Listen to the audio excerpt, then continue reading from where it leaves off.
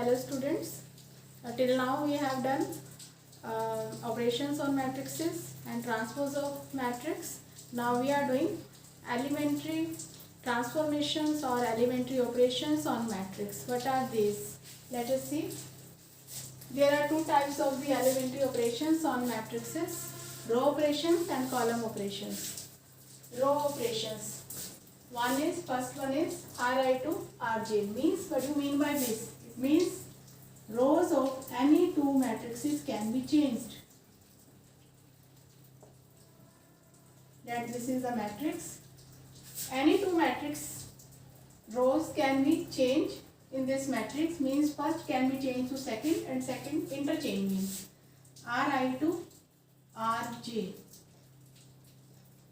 R1 to R2 means second की जगह first लिख दो, फर्स्ट की जगह सेकंड लिख दो. ये कैसे चेंज हो जाएगी ये मैट्रिक्स? 2 1 5 1 2 3. फर्स्ट और सेकंड क्या है? इंटरचेंज कर दिया. ऐसे ही फर्स्ट और थर्ड भी इंटरचेंज हो सकती हैं और कोई भी एनी टू रोज को आप इंटरचेंज कर सकते हैं. यहाँ पे लिख देंगे कि कौन सी रोज को आपने इंटरचेंज किया है.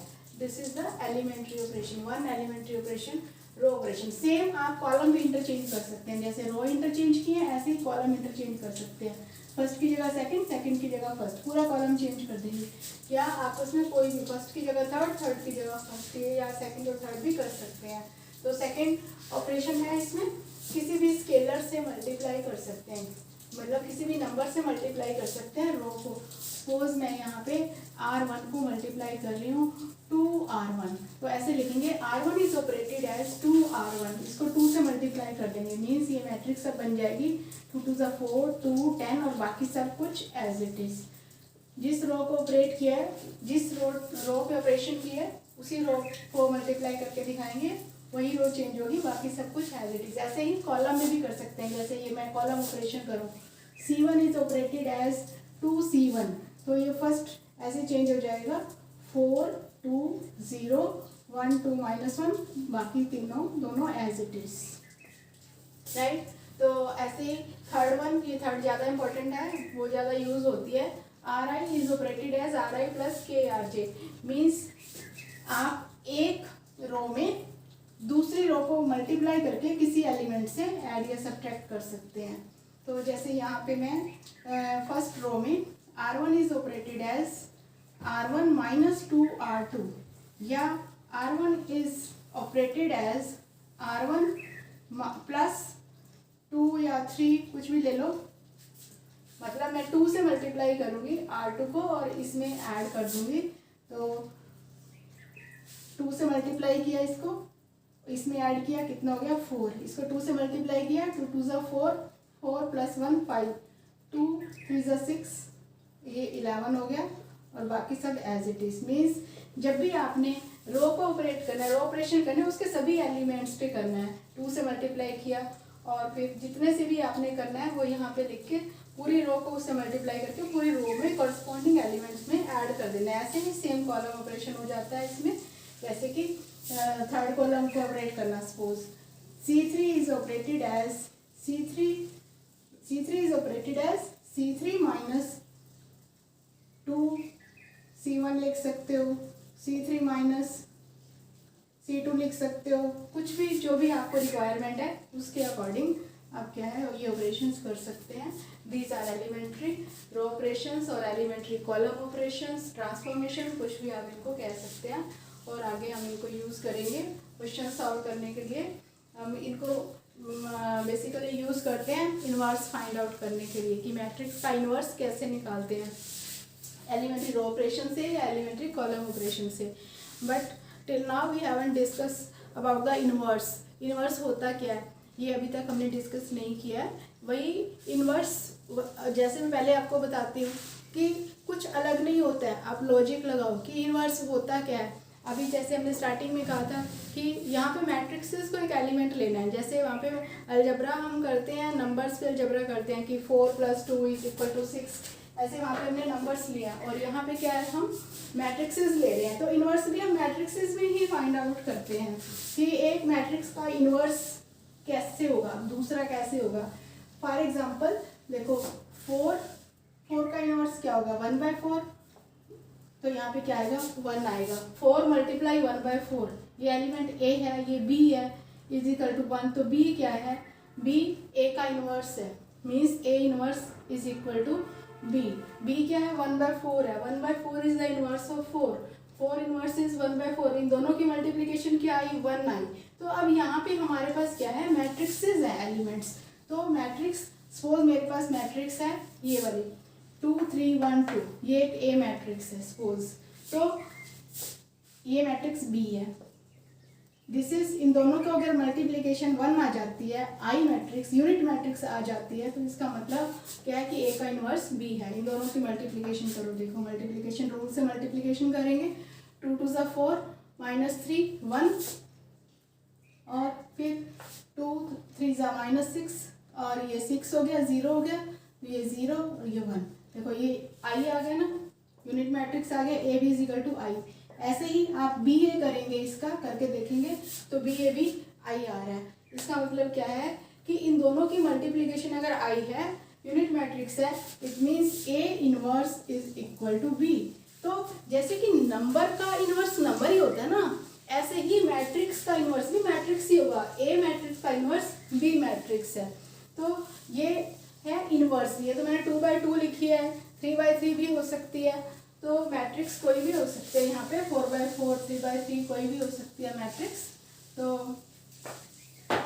एक थ्योरम है मैट्रिक्स की, और जैसे अब हमने वहाँ पे किया है प्रोडक्ट ऑफ इनवर्स, ट्रांसपोज में किया है, ऐसे ही इसमें भी होता है इनवर्स। प्रोडक्ट ऑफ 2 मैट्रिक्सेस का inverse B inverse A inverse होता है। जैसे कि हमने वहाँ पे ट्रांसपोज किया था, A B transpose is equal to B transpose A transpose, ऐसे ही इसका inverse B inverse A inverse होता है। तो कैसे निकालेंगे A inverse A B inverse का inverse B inverse A inverse कैसे आया? तो देखो ये क्या है, ये ए बी आई या B A is equal to I. तो इसका मतलब क्या है, A inverse A is equal to I. ठीक है, तो मैं यहाँ पे लिखती हूँ A B inverse is equal to I. ठीक है, कोई भी मैट्रिक्स है, ए बी क्या प्रोडक्ट ऑफ 2 मैट्रिक्सेस, मैट्रिक्स ही होगी ना, ए बी और उसका इनवर्स क्या होगा, आई होगा।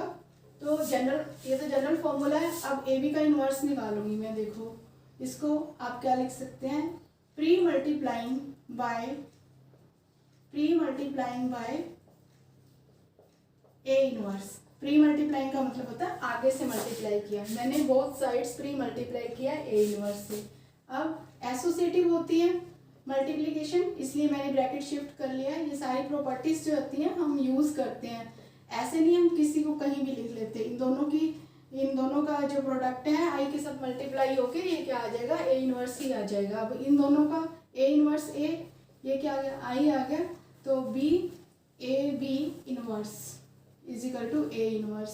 अब आई बी क्या होगा, बी हो जाएगा, A B inverse is equal to A inverse. फिर मैं प्री मल्टीप्लाइंग बी इनवर्स से कर रही हूँ, बी इनवर्स से प्री मल्टीप्लाइंग दोनों तरफ ऐसे कर दिया, ये दोनों मिलके क्या हो गए, आई हो गए, A B inverse is equal to B inverse A inverse. I से मल्टीप्लाई होगा तो ये ए बी इनवर्स ही रहेगा, this is equal to B inverse A inverse. तो ये हमारा आ गया A B inverse is equal to B inverse A inverse. Important theorem है, इंपॉर्टेंट रिजल्ट भी है, यूज भी होता है।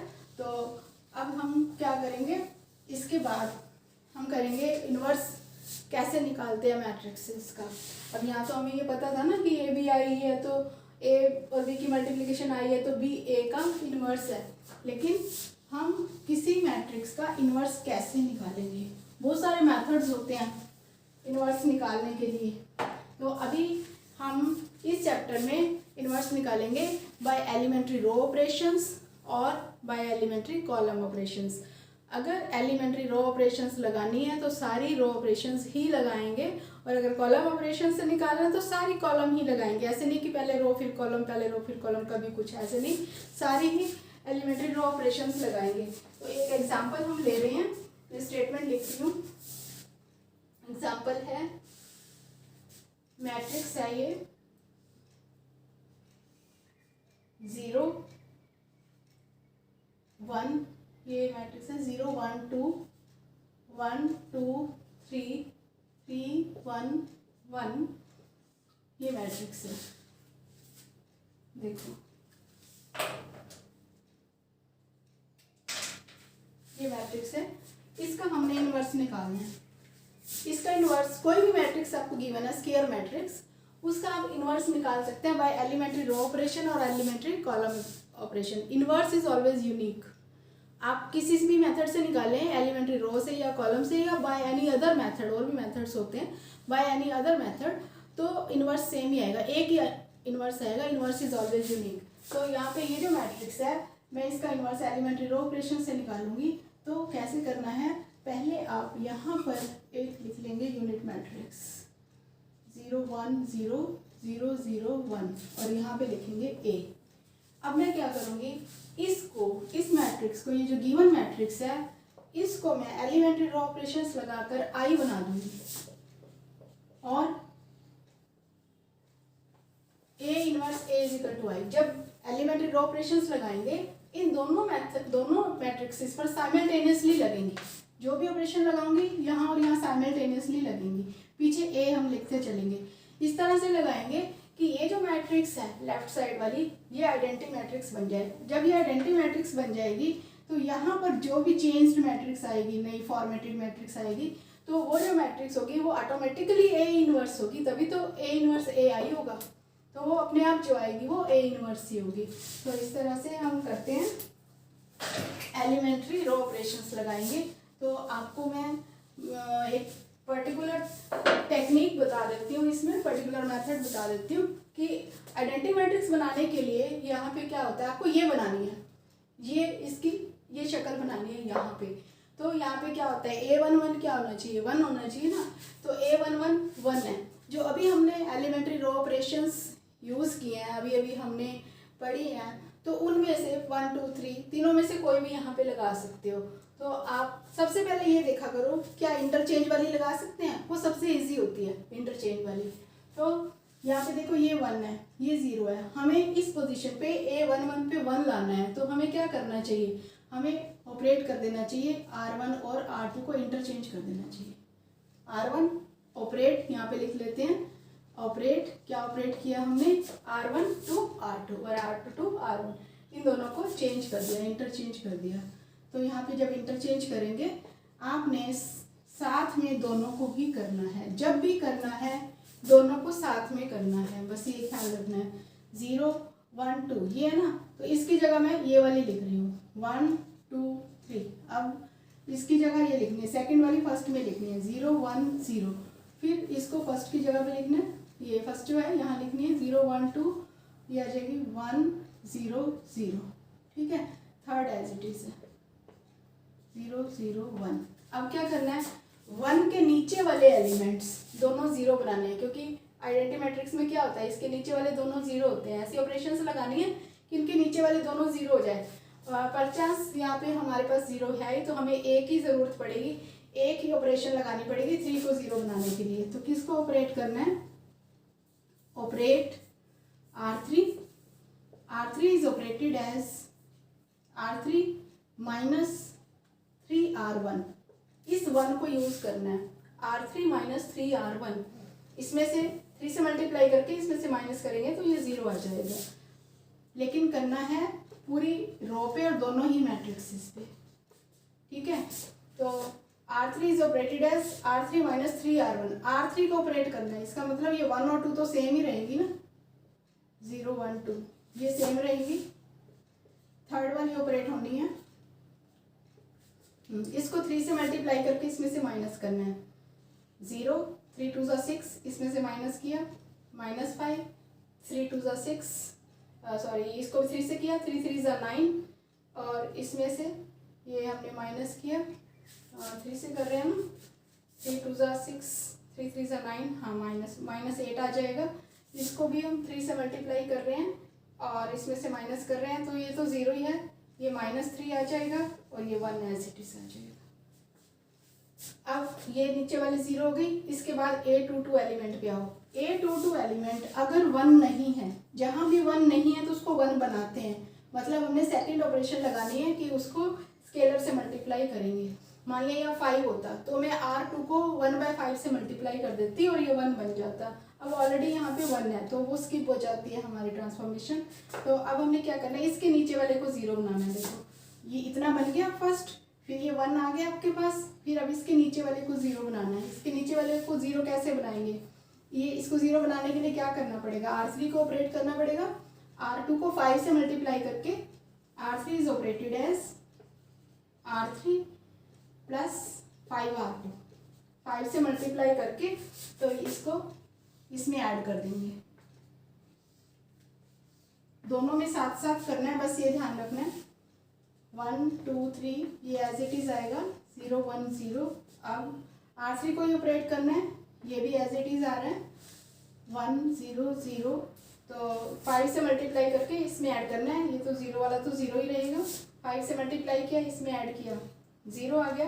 5 से मल्टीप्लाई किया, 5 2 10, इसमें ऐड किया, प्लस का 2 आ गया। 5 से मल्टीप्लाई किया, इसमें ऐड किया, 5 आ गया।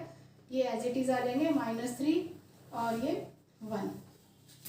अब देखो इतना बन गया 1 0 0 1 0। अब इस एलिमेंट को, ये 833 को 1 करना है, इसकी टर्न आ गई है। इसको 1 करने के लिए आप क्या ऑपरेट करेंगे, इसको 1 करने के लिए आप इसको 1 करने के लिए आपको क्या करना होगा, R3 को 2 से डिवाइड करना होगा। तो R3 is operated as 1/2 R3, ऐसे कर लेंगे। ऑपरेट हर एक के आगे लिखते जाएंगे, ऑपरेट। तो अब ऑपरेट करेंगे हम, देखो पहले R3 को ऑपरेट करना है, बाकी तो एज इट इज रहेंगे। 0 1 0 1 0 0 और इसको 2 से डिवाइड करना है, 0 0 1 हो गया। इसको 2 से डिवाइड करना है, 5/2 -3/2 और 1/2। अब क्या करना है, देखो ये बन गया अपना नीचे वाला पोर्शन। अब हम उल्टा चलेंगे, अब हम R2 पे चलेंगे। इसको 2 से मल्टीप्लाई करके इसमें से माइनस कर देंगे, ये 0 हो जाएगा। फिर हम इसको 2 से मल्टीप्लाई करके इसमें से माइनस करेंगे और फिर 2 से मल्टीप्लाई करके इसमें से माइनस कर देंगे और इसको 3 से मल्टीप्लाई करके इसमें से माइनस कर देंगे। तो ये फिर वापस हो जाएगा। 2 ऑपरेशंस और लगेंगे हमारे पास। तो देखो इसको R3 को 2 से मल्टीप्लाई करके R2 में से माइनस करना है। तो ऑपरेट किसको किया, R2 को किया ना। ऑपरेट R2 माइनस 2R3, देखो R2 माइनस 2R3। तो ये हो गया आपका 1 2 3 0 1 0, पीछे A आता जाएगा। और ये जो R3 है वो एज इट इज है, इसलिए यहाँ भी R3 हम एज इट इज लिख रहे हैं 1/2। अब हमने R3 से ऑपरेट करना है R2 को, मतलब 2 से मल्टीप्लाई करके इसमें से माइनस करना है। 0 1 0 हो गया, ये 2 से मल्टीप्लाई किया इसमें से माइनस, इसको 2 से मल्टीप्लाई किया इसमें से माइनस, 2 से मल्टीप्लाई करो 5, 1 - 5 कितना आ गया -4। 2 से मल्टीप्लाई किया -3, इसमें से माइनस किया, ये 3 आ गया। 2 से मल्टीप्लाई, ये -1 आ गया। ठीक है, अब क्या रह गया, ये दोनों को 0 बनाना है। देखो बिल्कुल क्लियर दिख रहा है। इन दोनों को 0 बनाने के लिए क्या करेंगे, हम क्या करेंगे, R2 को मल्टीप्लाई करेंगे 2 से और R1 में से माइनस करेंगे। ऑपरेट एक साथ भी कर सकते हैं, ऑपरेट R2 अलग अलग भी कर सकते हैं। सॉरी R1 को ऑपरेट करेंगे, ऑपरेट R1 माइनस 2R2, तो ये 0 हो जाएगा। साथ में ही इससे भी ऑपरेट कर सकते हैं, या अगले स्टेप में कर लो अगर आपको एक साथ करने में दिक्कत आती है तो। ये देखो, तो अब ये इधर वाला रब कर देती हूँ।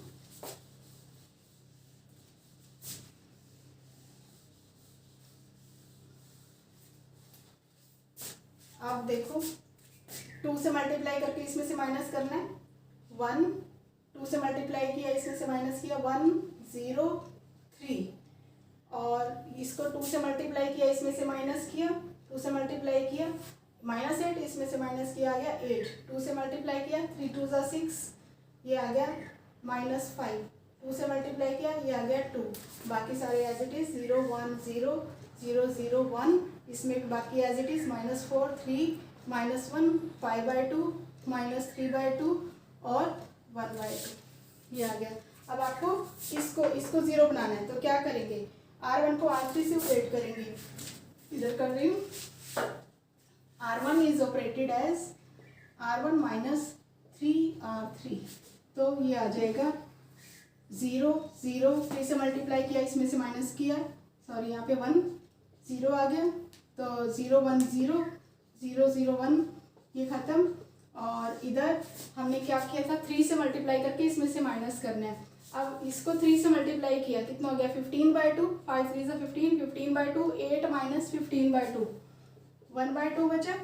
फिर इसको 3 से मल्टीप्लाई किया, -9/2, -5 प्लस 9/2, माइनस का 1/2 बचा। फिर इसको 3 से मल्टीप्लाई किया, 3/2, 2 माइनस 3/2, प्लस का 1/2 बचा हमारे पास, -4 3 -1, 5/2 -3/2, 1/2, पीछे आ गया A। तो देखो ये I आ गया, ये क्या होगा, A इनवर्स A। जब ये I आ जाता है तो इस मैट्रिक्स को फोर्सफुली A इनवर्स होना पड़ता है, तभी तो A इनवर्स A I आएगा। तो this is your answer, inverse, right. और वेरिफिकेशन के लिए आप पेपर में बैठे बैठे ही या अपने आप ही पीछे से आंसर मिलाने की कहीं की ज़रूरत नहीं है। आप इसको जो गिवन मैट्रिक्स A है ना, उसके साथ मल्टीप्लाई कर दो। मैट्रिक्स मल्टीप्लिकेशन तो आपको सिखा रखी है, इन दोनों को मल्टीप्लाई करोगे तो ये आना चाहिए, तो आपको पता चल जाएगा कि जो आपने आंसर निकाला है वो सही है। तो in this way you can calculate the inverse by elementary row operations. Similarly by elementary column operations. जो हमने रो ऑपरेशंस किए हैं सेम आप कॉलम ऑपरेशंस करेंगे। उसमें कॉलम ऑपरेशन में हम इसी में मैं आपको थोड़ा आइडिया दे देती हूँ। उसी क्वेश्चन में हम क्या करते हैं, जैसे हमने R1 और R2 को इंटरचेंज किया था, यहाँ पे C1 और C2 को करेंगे। ये इधर आ जाएगा और ये इधर आ जाएगा, 1 2 1, यहाँ पे 0 1 3, ठीक है। फिर इसके सामने वाले 0 कर देंगे, फिर इसको 1 कर देंगे, इसके नीचे वाला 0 कर देंगे, ठीक है।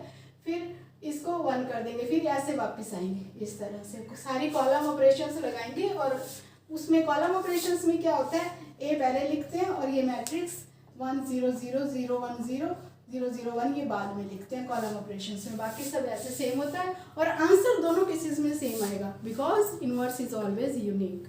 So this about the inverse by elementary row and column operations. Okay, thank you.